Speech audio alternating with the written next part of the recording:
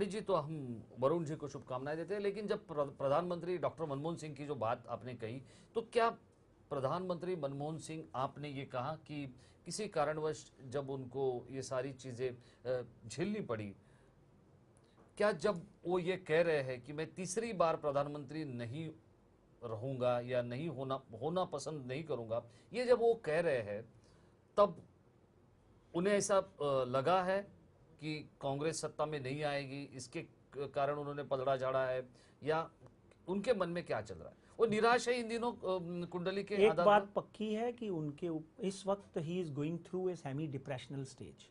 कुंडली में जब भी राहु और शुक्र इकट्ठे होते हैं, उनमें डेफिनेटली एक जो आत्मबल है उसमें कमी आ जाती है।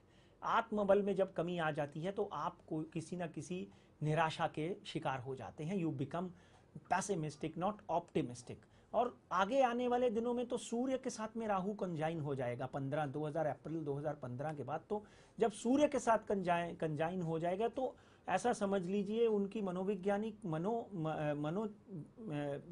चिकित्सा जो है वो और खराब हो जाएगी। कहीं ना कहीं उनका मन जो है वो और एज का भी एक फैक्टर होता है। एक आदमी कितनी देर तक खींच सकता है इतने बड़े बड़े घोटाले, अपने लोग ही अपने दुश्मन बन जाना, इन सब चीज़ों को लेकर भी। और ग्रह दशा जो है वो अप्रैल 2015 के बाद तो बिल्कुल विपरीत है, इसलिए उन्होंने पहले ही किनारा कर लिया।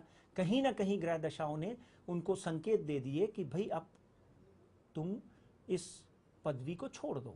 आगे आने वाले दिनों में उन्होंने तो कहा अपनी प्रेस कॉन्फ्रेंस में कि I am sure UPA 3 will win, अगला इलेक्शन यूपीए जीतेगी।